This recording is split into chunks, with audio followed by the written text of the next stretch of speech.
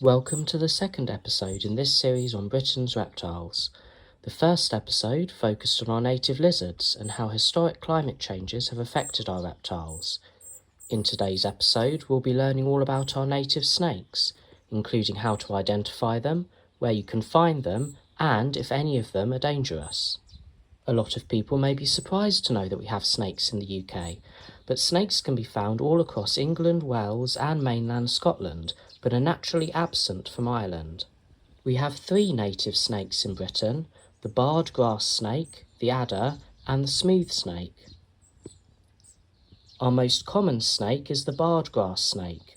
Prior to 2017 it was simply known as the grass snake, but when their genetics were studied, the grass snake was found to be 3 distinct species. Individuals from Portugal, Spain and parts of France were renamed the Iberian grass snake, and those in the rest of Western Europe were renamed the barred grass snake. The population in the East was renamed the eastern grass snake, but kept the original Latin name. The renaming of our grass snakes to reflect them being their own species was of course widely misreported, with major news channels and even wildlife websites reporting that we had discovered a new 4th native snake species in the UK, which is of course false. There are a few eastern grass snakes in the UK, with a small number released into the wild at a site in East Anglia back when they were considered the same species, but they're not native and not widely known about, and we'll cover these in our next episode. Our native barred grass snake can be found across England, Wales, and rising temperatures have allowed it to spread up across Scotland, where it is now regularly encountered in some areas, although we're not too sure to the extent of them breeding in the area. Northern Scotland is likely already warm enough to support them, but snakes are slow to expand their ranges, so we'll likely see them properly establish in the coming years. This expansion is not a concern to our wildlife, as our reptiles have expanded and retracted their ranges several times and so have evolved alongside all of our species. Grass snakes are very distinctive, with grey-green bodies, thick black stripes along their sides, and a white or yellow collar around their necks.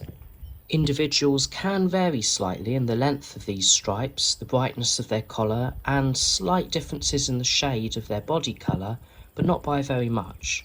In rare cases, they lack the collar markings completely, which is more common if there's low genetic diversity in the population, such as those on the island of Jersey, and menelistic grass snakes can also occur.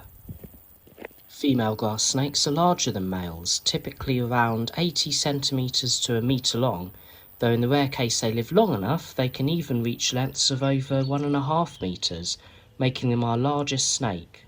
Males, on the other hand, typically around 60 to 80 centimetres and can grow up to a metre. Females also have a much broader and more distinct head and are typically a browner shade on their body. Males, on the other hand, have a narrower, more pointed head and often have a much brighter collar. Their bodies are also a much paler green shade and their tails are longer, with a more gradual taper and a small lump at the base. Juveniles look exactly like the adults, but are much smaller, hatching at around 15 centimetres long and growing rapidly for 2 to 3 years until they reach sexual maturity.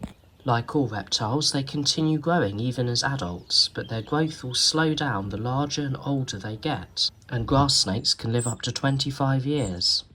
Unlike their name suggests, grass snakes live in a large range of habitats, including marshes and swamps, woodlands, heaths and moors, and rough grasslands, with the most important habitat requirements being warm places to lay eggs and lots of water for them to hunt in. Despite their wide range, grass snakes live at lower densities than other reptiles, mainly due to their diet. Grass snakes specialise in hunting amphibians and fish, but if given the chance, will also eat eggs, small mammals and birds if they can be swallowed whole. While all snakes can swim well if needed, the grass snake's longer body and powerful muscles are built for speed, allowing them to swim fast for a long time. They can also close their nostrils and hold their breath for up to an hour using their single functional lung. As reptiles, they require less oxygen for muscle movement. They also use their nictitating membranes, which function as a third see-through eyelid, to see underwater. Relying on amphibians and fish for food means they have to roam larger areas and spread out more to find enough food. They will even change the water bodies they feed in regularly. Intentionally or not, this prevents them from eating all the fish or amphibians in a single pond and accidentally eating themselves out of their own habitat. By not using the same spaces regularly, predators are also less likely to notice a pattern or follow a trail, allowing the snake to avoid them more easily. This is important because grass snakes are relatively harmless, with tiny teeth, instead using their flexible jaws to clamp around their prey before swallowing whole. Without venom or teeth to defend themselves, they need other ways to avoid danger. They will first rely on camouflage against soil or grass, often near water or dense vegetation. If spotted, they will dive for cover or swim underwater to escape and can be surprisingly fast, sometimes bodily flinging themselves out of the way if startled. If escape is not an option, they will play dead, contorting their bodies and leaving their mouths open with their tongues lolling out. They can also exude a foul smell from glands near their tail to convince more determined predators. They are prey for a large number of animals, like all our reptiles are. Mostly birds of prey, corvids, foxes, badgers, but also herons and large fish. Grass snakes are completely harmless to humans and rarely bite, even when handled. In the unlikely event they do bite a person, their teeth cannot pierce human skin and feels more like a gentle pinch. They are active from March to October, being active in slightly cooler temperatures than our other snakes, which is more an adaptation for spending time in the water rather than living in cold climates, as this egg-laying species is still restricted by the need to incubate its eggs.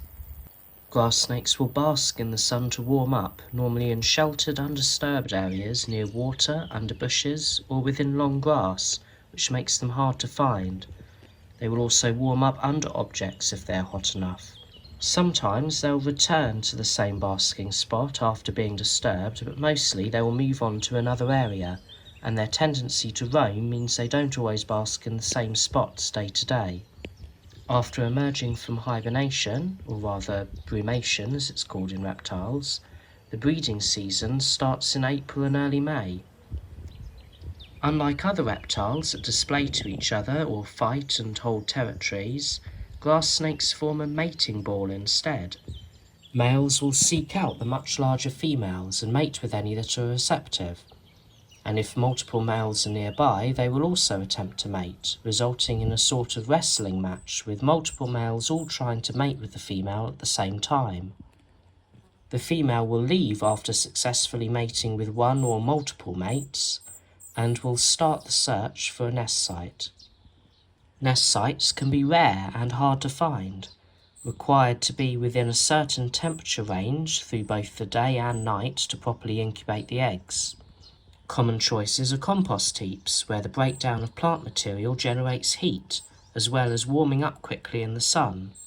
Log piles or leaf litter and sometimes burrows in sandy slopes are also suitable. While looking for a nest site, the females search far and wide, and often result in them roaming gardens and habitats far away from water, where they predate small mammals, birds and eggs instead of their usual food. Luckily, as reptiles, they do not require nearly as much food as mammals do, so this departure from their preferred hunting habitat is not much of a problem for them.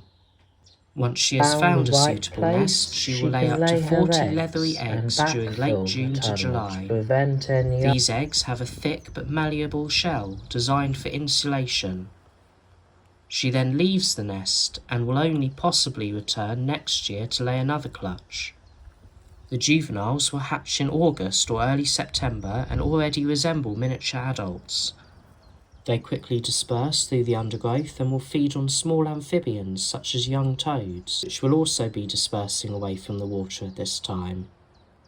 The snakes will then head for small ponds, where they will eat tadpoles or young newts born in autumn. Even as our most common snake, the barred grass snake is a rare animal, and currently their population is in a slight decline. This is mostly due to habitat loss, and populations are often at a low density, limited by the number of available nest sites.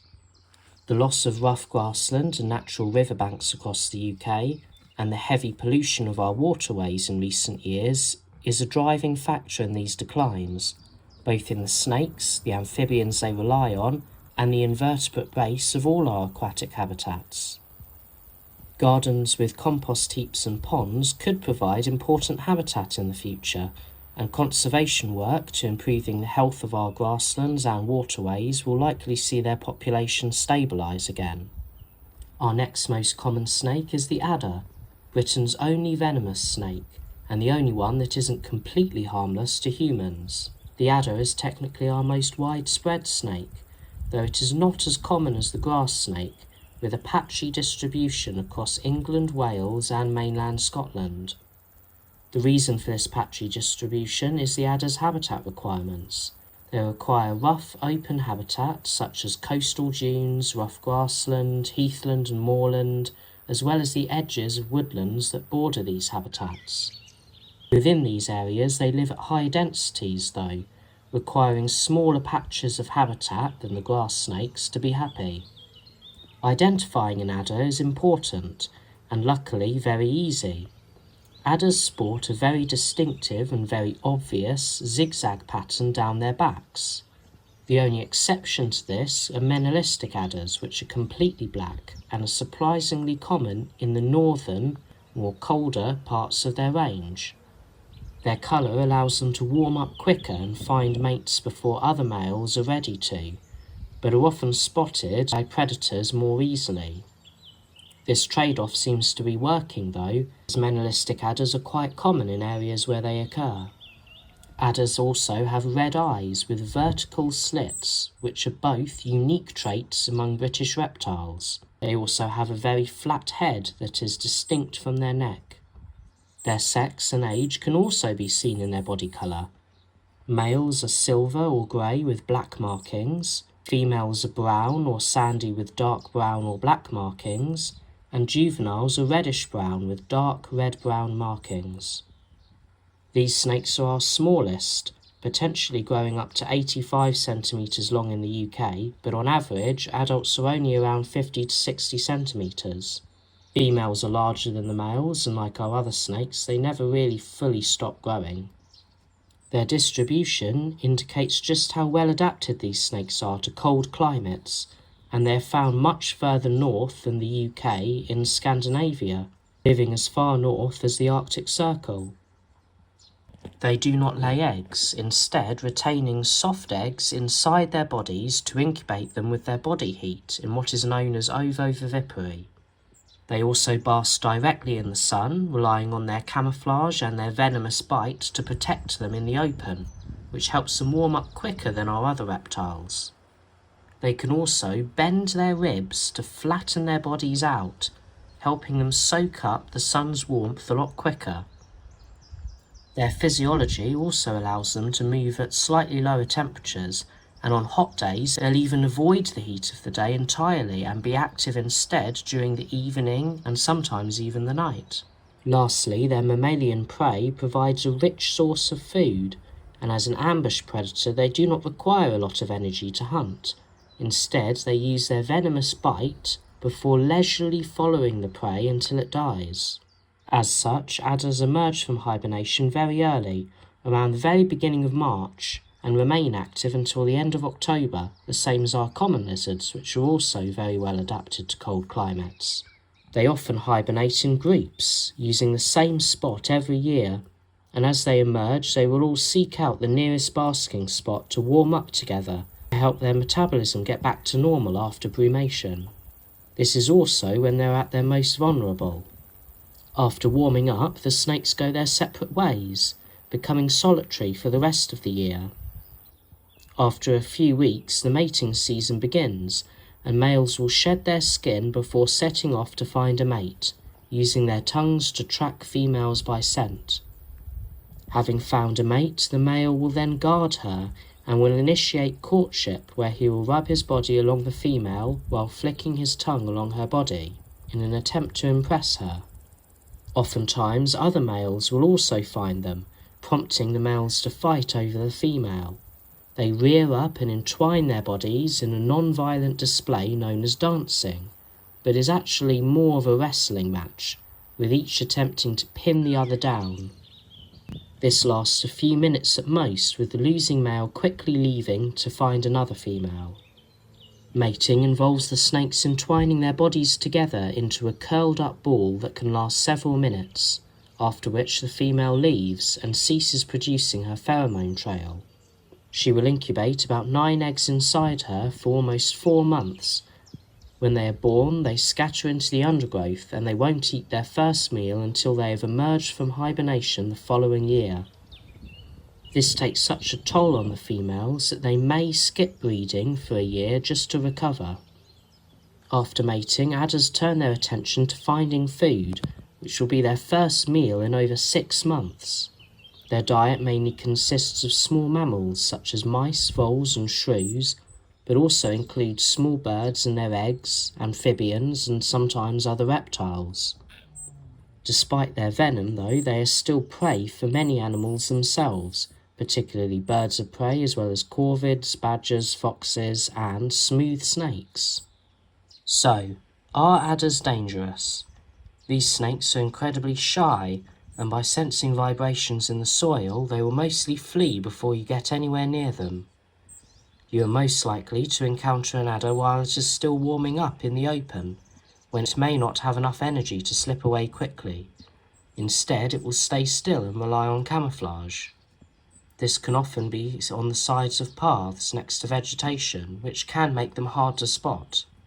If you get closer to one though, they will slowly slip into the undergrowth just next to their basking spot and will wait there for you to leave so they can resume basking. This is often when bites occur, as people, or pet dogs, step onto or very close to an unseen adder hiding just off the edges of a path. Adders are not aggressive and will only bite in extreme circumstances. As a general rule with snakes though, they can strike up to 2/3 of their body length, so if you keep your distance and stick to the paths when in their habitat, you will always be safe. And of course, don't try to pick one up. If they do bite, there is a good chance that it will be a dry bite, as venom is costly to make and needed more for killing prey than deterring predators. Even so, you should always get a bite checked immediately, as the venom is quick-acting and can be fatal, especially to children or if you have an allergic reaction to the venom, and a single bite will often be fatal for a dog. Generally, the symptoms will include dizziness, nausea, and a lot of swelling around the bite, but even if you're not experiencing these symptoms, it's still better to get the bite checked out just in case it isn't a dry bite. The last fatal adder bite for a human in the UK was a young child in 1975, and only 14 deaths have been recorded since 1876, which makes lethal bites very rare. Despite their fearsome reputation, adders are in trouble across the UK, with habitat loss and intensive farming being the main causes of their declines over the last few decades. Their populations are fragmented, and work is needed to create valuable connecting habitat, as well as restore habitat across the UK. With restoration of our grasslands or nature reserves, an increase in nature-friendly farming methods, and hopefully some government support for British farmers to allow them to adopt these practices, we could see them bounce back. Unfortunately, adders are also now facing a new threat, one that's actually caused by photographers and nature enthusiasts who want to see these reptiles up close, trying to spot them. Adders are particularly sensitive to disturbance, and as they always return to the same spots to hibernate each year, these locations have become more widely known as easy places to see adders as they emerge, which is now causing a massive problem.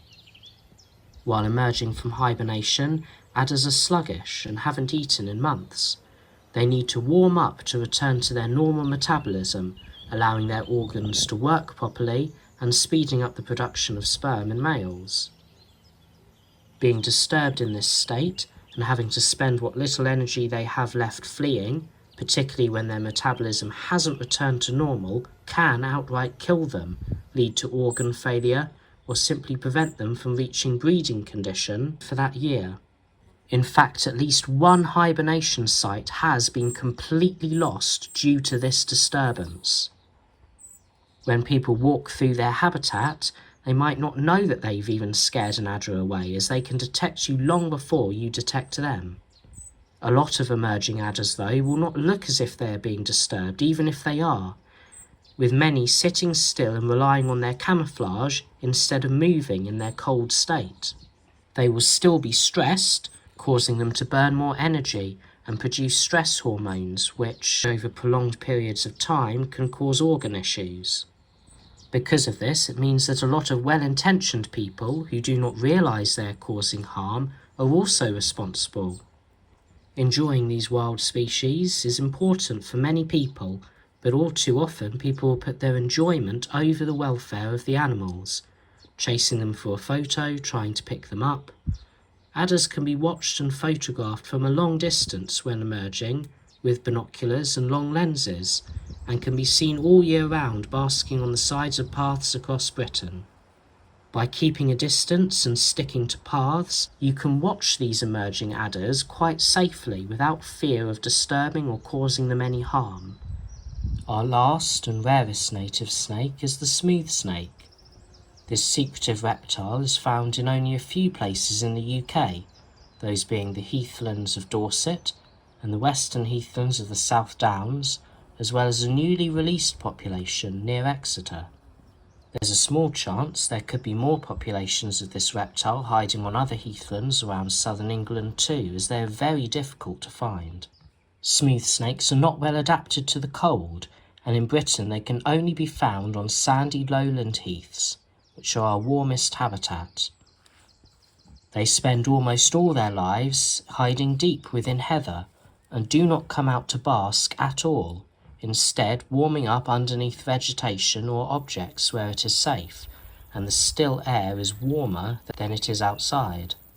In the UK, this limits them to heathland habitats, as it's the only habitat we have that they can stay warm enough in without basking, particularly in the winter while brumating. They are ovoviviparous, and their physiology does allow them to be active slightly earlier in the day than some of our other reptiles, both of which could help in cold climates, but neither of these adaptations have evolved due to cold weather.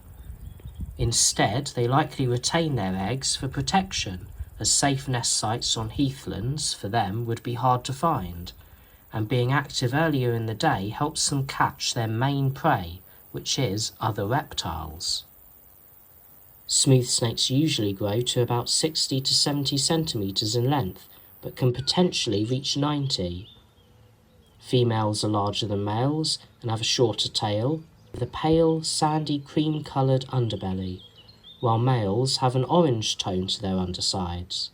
Smooth snakes are a shade of warm, sandy brown or grey on their body, with darker brown or grey markings on their backs and heads, including a distinctive eye stripe and a coronella marking, looking like a heart or a crown on top of their heads. This can cause confusion with the adder sometimes, but they lack the adder's very bold zigzag markings. They also have a round pupil and lack the red eye, with a rounder head, and instead of appearing rough, smooth snakes are noticeably smooth, lacking a keel on their scales. They are not nearly as shiny or round as a slowworm, though. Their resemblance to the adder is not a coincidence at all. Sharing a habitat, the smooth snake lacks venom and is harmless to creatures larger than itself. Those that resembled adders would likely have been avoided by more predators and survived more easily, leading to the evolution of what is known as Batesian mimicry. This is when a harmless animal mimics a harmful one in order to benefit from the learned avoidance of predators. This even extends to their behaviour. When threatened, they will coil themselves up and bend their necks ready to strike, just like an adder does. These snakes are harmless though, and while they may attempt to bite if handled, their tiny teeth shouldn't leave more than a slight mark and feel like a small pinprick. Putting up a fight and striking at a predator though is often all it takes to convince them you're not worth the effort, even if it is all for show. Smooth snakes are still deadly predators themselves, and while they specialise in hunting other reptiles, they will eat small mammals and birds if they can catch them. Smooth snakes will often hunt early in the day when other reptiles are still warming up and rather sluggish. They will quickly strike forward to grapple their prey, wrapping them in their bodies and crushing them. This is not the same as constrictors, which tighten their grip after every breath to suffocate their prey. A smooth snake will just use its muscular body to crush its prey. They then need to swallow their prey whole, which limits the size of prey they can catch, but they are still large enough to hunt young venomous adders without fear. Their heathland habitats are also the only habitats shared by all our reptile species, providing them with ample prey, and possibly another reason for them being limited to heathland in the UK, compared to the warmer southern Europe, which has a much greater diversity and abundance of reptiles in many different habitats. Smooth snakes are endangered in the UK, but their populations are mostly stable. The historic loss of heathland from Britain has made this once abundant habitat rare, and with it the smooth snake. However, as heathland is now protected and heavily managed across nature reserves, the populations of smooth snake that survive are doing relatively well. Yet having such a small number of isolated populations puts the species at risk, and as the summers become hotter and drier, heathland fires are becoming more common. Most of these are due to deliberate acts of arson, accidental disposable barbecue fires, or caused by litter like glass bottles.